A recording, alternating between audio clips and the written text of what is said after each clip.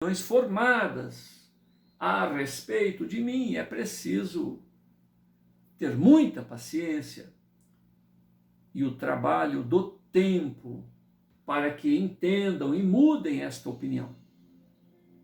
Quanto a você, fez tanto por mim, faz tanto por mim, e já é o bastante. Te agradeço muito, querida irmã. Depois destas considerações, Giuseppe e Dinah caminham em direção à alacriflora matizada de várias cores que embelezam a propriedade. Ok, Giuseppe passa a conversar com árvores, plantas menores, dando a perceber que por elas era correspondido. Dinah observa aquilo com fé, empatia, mente aberta. Ela se esforça por entender como tudo aquilo é possível. Dinah se reconhece despreparada para emitir conceitos a respeito de assunto que desconhece. Então Dinah se limita a seguir o irmão sem preconceitos e o observa dialogar fluentemente com as viçosas plantas que guarnecem a propriedade da família. Giuseppe parecia ouvir algo delas. Respondia com naturalidade. Dinah se limita a observar, pesquisar o assunto. Ela optou por se socorrer na experiência e no tempo, para somente depois emitir julgamentos.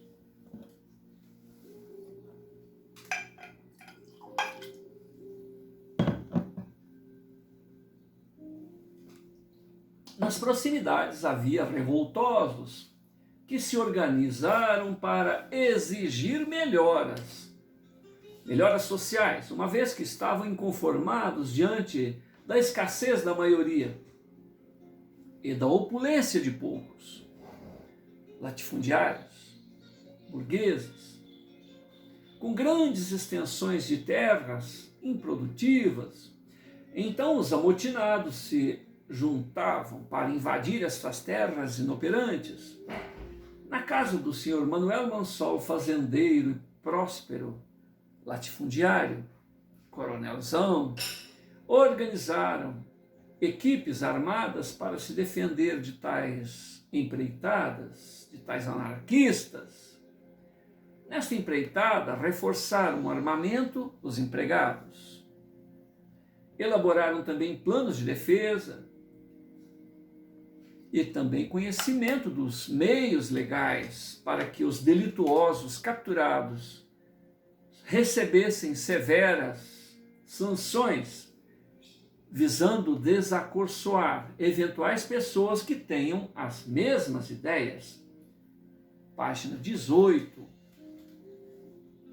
Neste momento, Giuseppe e Dinah retornam ao lar e o burburinho ali estabelecido chama a atenção de Giuseppe, que com cautela tenta se inteirar do assunto e até buscar expor a sua opinião.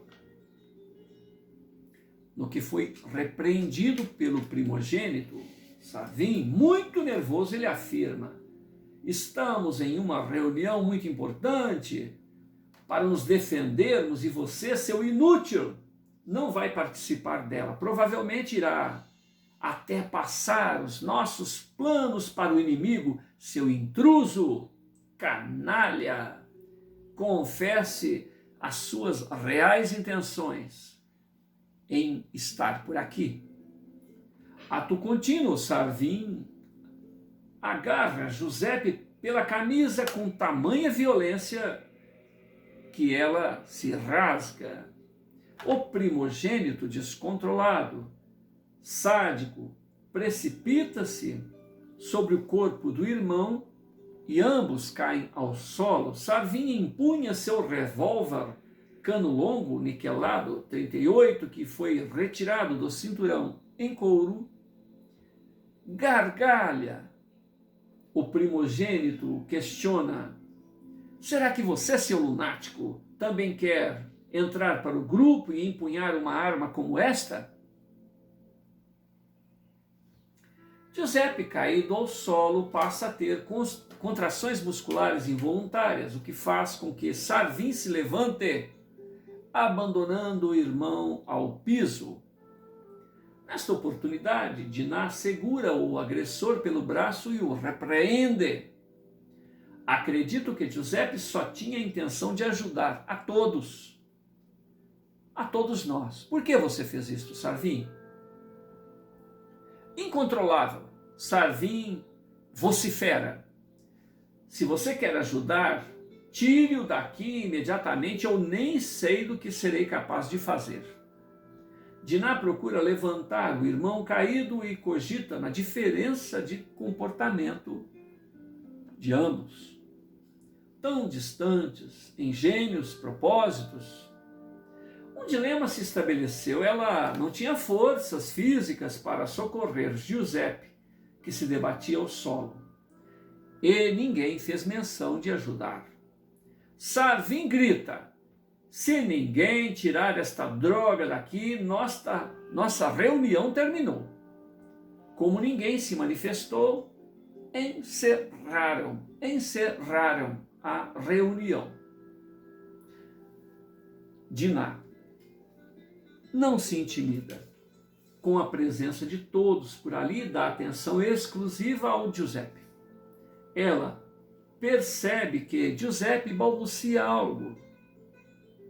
Então ela coloca o ouvido próximo aos lábios do irmão e dele solicita: querido irmão, ou quem quer que seja, diga o que precisa, prometo ajudar no que puder.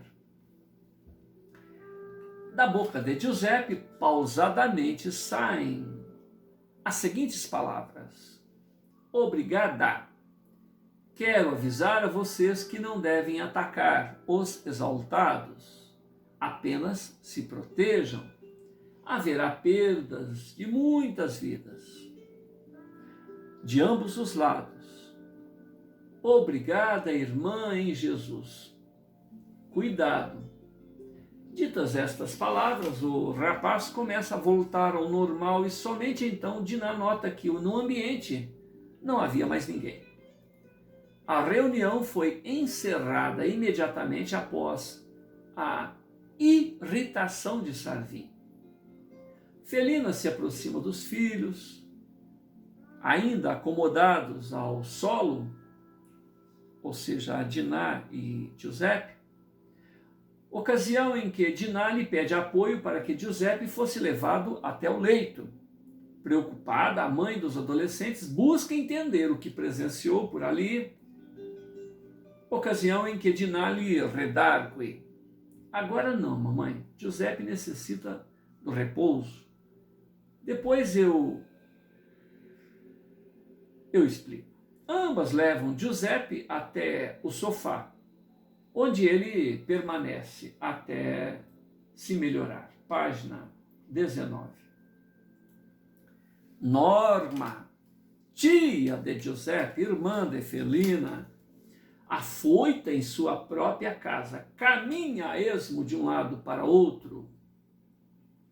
Fala consigo mesma a respeito de Giuseppe. Aninha, sua filha, intervém opinando: mamãe, acredito que o primo Giuseppe seja um pouco fraco da cabeça, mas isto não o impede de falar, andar, agir, resolver as coisas e até muito bem. Ao que me consta, ele tem um poder que nenhum de vocês tem, que nenhum de vocês observou. Eu até que gostaria de falar com ele. Ao ouvir estas palavras, Norma diz: não, isto não, minha filha. Peça-me qualquer coisa, mas querer conviver com aquele doido, jamais. Pelo que me disse o vigário, isto pega que nem visgo. Se você teimar em ir lá, solicito ao seu pai apoio e ele irá te trancafiar. Em seguida, Norma, a mãe de Aninha, aponta para um ambiente fechado na residência, destinado a punir desobediências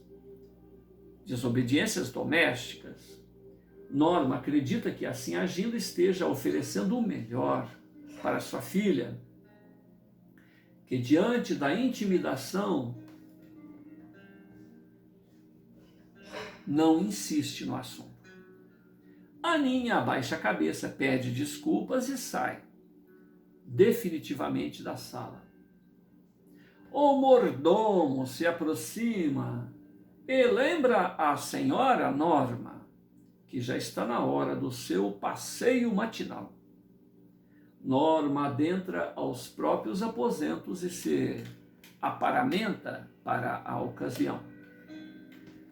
Agitadores se organizam para os próximos ataques.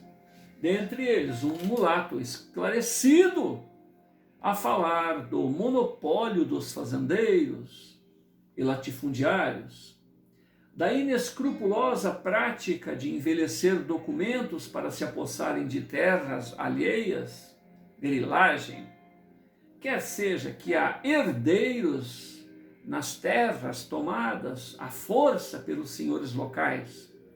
Ele comenta a respeito das obrigações dos senhores para com os escravos. O palestrante se entusiasma a descrever um ideal de justiça para com os problemas iminentes em que todos estão mergulhados. O expositor fala com graça divina, palavra segura, clara. É um líder nato a despertar envolvimento, aceitação, admiração da maioria. E também a inveja, o ódio, a resistência de companheiros que almejam o comando do grupo. Cauteloso, ele sempre expõe os riscos da empreitada, chegando até a adiar algumas reuniões, tendo em vista a precipitação da grande maioria, adiamentos que geram muitas cisâneas durante as suas preleções. Ramon era o líder natural que procura conter os ânimos inúteis, mas ele, como todos os companheiros, visavam a ação efetiva para solucionar as injustiças e os problemas sociais próprios de sua época. De outro lado, as autoridades constituídas também se reuniam, se organizavam, se armavam, preparando-se para este enfrentamento. Enfim, eram os privilegiados e representantes do poder local, e de outro, os escravos, injustiçados, desterrados, insatisfeitos em geral, idealistas, e uma corja de oportunistas, ladrões sem intenções mais nobres. O descontentamento era da maioria, então aos revoltosos se juntavam mais e mais aliados. Havia diferenças gritantes na distribuição de rendas, oportunidades, privilégios de alguns, mantidos à custa de sádicos, instrumentos de tortura, chibatas, prisões, humilhações, silêncios, escravidão. Enfim, com muita dor física, psicológica, sangue, vidas, como forma de intimidação. Aos ânimos exaltados dos menos favorecidos, e isto tinha que ser encerrado. Os rebelados acreditavam que aquela era a oportunidade, aquele era o momento histórico para estas mudanças sociais, e não havia mais o porquê serem adiados. Página 20. O pensador Victor Hugo já afirmou que nada é mais poderoso do que uma ideia do que quando ela amadurece na mente do indivíduo ou da coletividade em que ele está inserido, da coletividade onde ele vive. As mudanças sociais decorrem deste princípio. Tudo muda quando o sofrimento infringido dói o suficiente para que o conformismo e a mesmice sejam repudiados. É como o cão que dorme em um local insalubre, desconfortável, entretanto, não sai dali porque não foi ferido o suficiente para buscar melhoras. Cada pessoa tem o seu nível de tolerância à dor moral ou à dor física. E na presença destas dores, ele desperta e se assume para outra maneira de ser, outra maneira de se viver. Quando o conjunto de insatisfeitos é significativo, eles se unem e se sacrificam para que sádicos oportunistas abandonem seus confortáveis privilégios. Luta ganha. Aqueles mesmos inconformados estarão na opção de atenderem aos valores éticos, do respeito social e ao próximo, ou até mesmo ocupar os privilegiados assentos vazios e esquecerem dos ideais que buscaram protagonizar, ou seja, só ocupam o lugar privilegiado dos outros e a vida continua do mesmo jeito.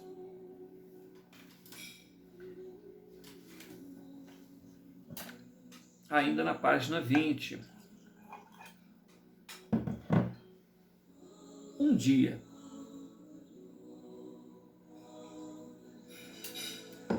o amar ao próximo como a si mesmo será a norma vivencial neste chão da terra, como já o é nos planos celestes, de onde esta norma se originou, de onde veio o nosso Cristo, né? E trouxe esse material. Por enquanto, o orgulho, o egoísmo vicejam no coração humano, ainda ofuscam a sua compreensão e consequente aplicação. As almas despertas já compreendem a justiça real via reencarnação neste teatro da vida. A razão humana, sem a óptica da alma imortal, ainda se escraviza ou se escandaliza diante das abundantes e variadas dores, libertinagens, infligidas uns aos outros, injustiças que não são alcançadas pela humana justiça. Entretanto, aos que têm olhos de ver, percebem a auto-exequível justiça da reencarnação, transferindo o chicote da mão do algoz, fazendo com que ele, o algoz, nasça na situação que execrou, no berço de suas próprias vítimas, receberá o algoz o perdão ou a dor, através daqueles corações sequiosos por desforras. Se o perdão não acontece, o verdugo irá entender a necessidade de se colocar no lugar do outro antes de agir em interesses que o favoreçam, que lhe favoreçam. O amor e o perdão sempre beneficiam a quem os oferece. Uma vez que ninguém engana a lei natural, que nos tutela a todos, o algoz sempre terá que se acertar até o último vintém com esta lei. Toda cura ou reforma legítima provém da mudança de nível de consciência. E com ela, esta mudança de nível de consciência, a mudança de atitudes, sentimentos, interesses.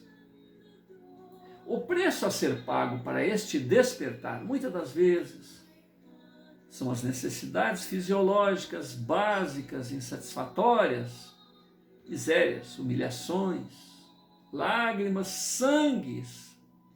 sangue, decorrente de sofrimentos inomináveis. São as desilusões profundas que levam a ponderações e a uma transparente vida interior. Na casa do senhor Manuel Mansol, observamos Giuseppe Dinà, junto à natureza. Ele, de semblante melancólico, em diálogo solto com as plantas, e ela, Dinà, observa o irmão, o admira, sem entender tudo aquilo. Em determinado momento, Dinà afirma, em determinado momento, Giuseppe afirma, Dinà, a desgraça ronda a nossa casa. Acredito que vidas preciosas serão perdidas brevemente. Giuseppe, que ama os familiares, comenta a respeito das justas reivindicações dos rebelados. Ao que Dinà não entende comentário e pergunta de que lado ele está. Giuseppe afirma que os atritos são decorrentes de interesses antagônicos, que somos filhos do amor de Deus, todos somos filhos do amor de Deus. Portanto, irmãos, nesta condição, deveremos nos relacionar e buscar os méritos e necessidades. Como irmãos em Deus, devemos buscar nossos méritos e nossas necessidades. Página 21. Giuseppe diz que é necessário nos lembrarmos da fraternidade, que a oportunidade ou as oportunidades fluem de Deus. E estas oportunidades são para todos. Se não compartilharmos, não respeitar o direito alheio, cada qual estará sujeito às infalíveis leis eternas. Precisamos rever nossos privilégios, mantidos à custa de muitas opressões, regalias subtraídas dos direitos e necessidades alheias. Assim, Giuseppe oferece a sua leitura da vida de Dinà, que aguarda suas considerações até concluir. Oportunidade em que ela comenta: querido irmão, que bom seria se de fato as coisas acontecessem do jeito que você pensa. Mas, infelizmente, creio que isso ainda vai demorar. O colóquio transcorria desembaraçado, até que a aflita crustácea, a mucama, surge externando suas preocupações. Senhorzinhos, parece que a coisa vai ficar preta mesmo. Estão falando na cidade que desta vez os rebeldes irão atacar com toda a força. Voltando-se para Giuseppe, a serviçal se ajoelha, fixa súplices olhos e implora: querido filho, ajude-me agora. O coração desta velha está cansado de tantas decepções. Piedade, diga onde está o meu filho.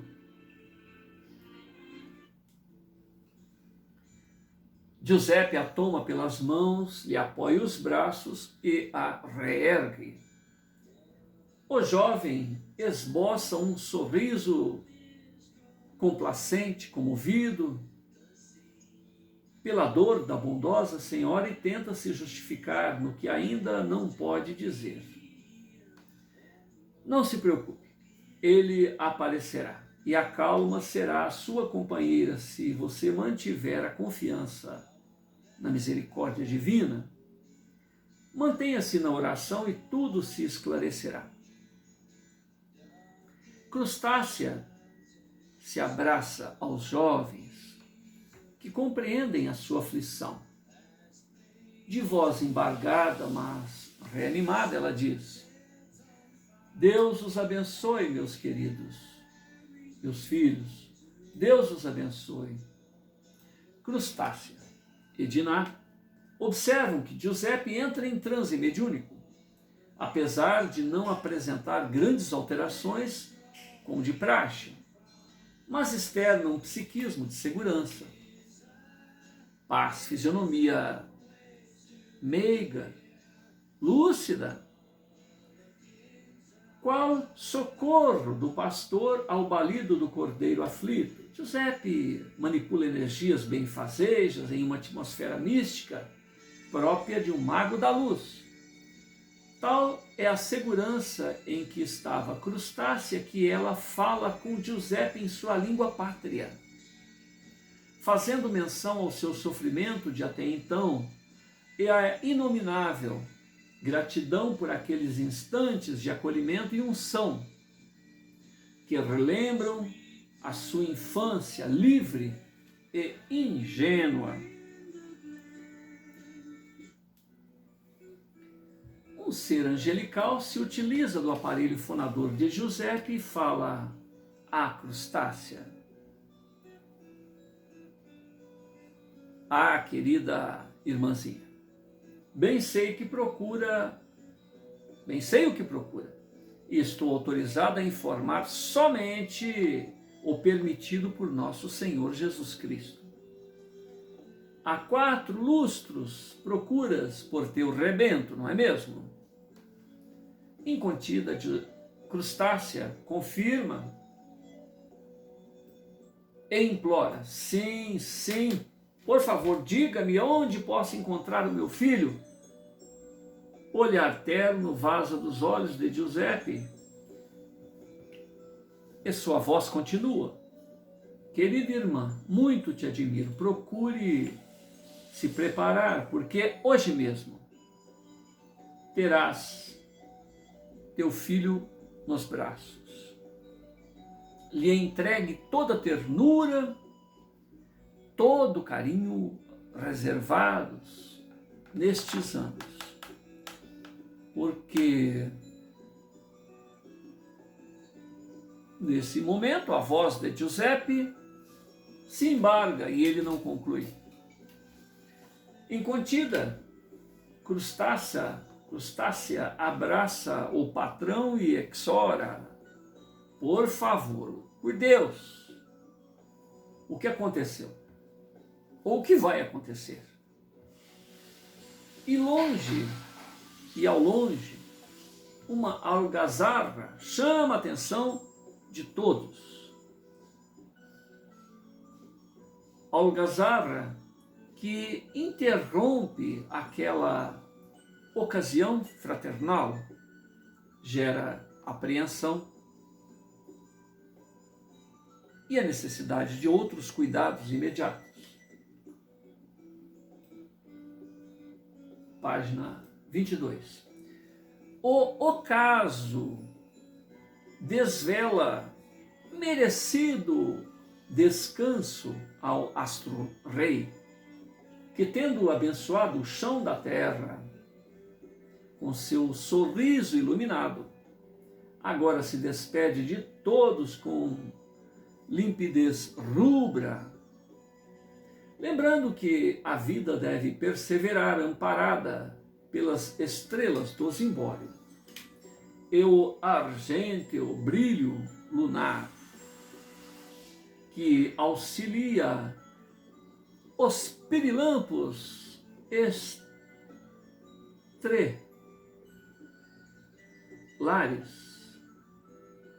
a cultivarem o entusiasmo e dar rumo aos corações humanos. Os corpos celestes lembram que em tudo há um propósito e que nunca estaremos a sós. Todos podem vislumbrá-los. O sol, majestoso, honrado em seu carro dourado, declinando no horizonte qual herói que desce à sepultura, e de onde se tem a certeza ressurgirá viril, jubiloso, servil, disciplinando odiernamente as oportunidades, os tempos, as mudanças. De outro lado, o argente ou magnetismo lunar,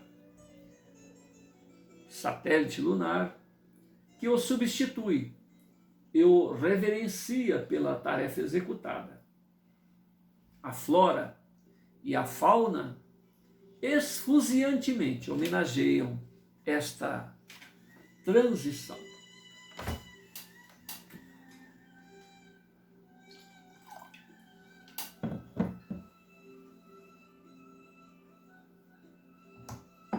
A lua, senhora da noite, é a representação de várias culturas em termos de divindade. É controladora dos fenômenos da natureza, da germinação, da fertilidade feminina. Também é a inspiração de poetas, o ideal a ser alcançado por visionários, exploradores. Na mitologia maia, o satélite lunar foi chamado de Ixchel, uma velha mulher demoníaca, porém protetora das parturientes. Itz'en-Kan, Itz'en-Muyal. Sou o orvalho do céu, sou o orvalho das nuvens. O mistério noturno nos faz apreciar o tempo, a criar e destruir seus filhos, pensar na fragilidade da vida humana ameaçada pelos abismos, pelas águas, pensar nas feridas que permitem escapar o sangue, pensar no enigma que traz a angústia do homem ao se perceber ínfimo diante da imensidão. Pensar no momento em que faz sentido o paradoxo da fragilidade do poder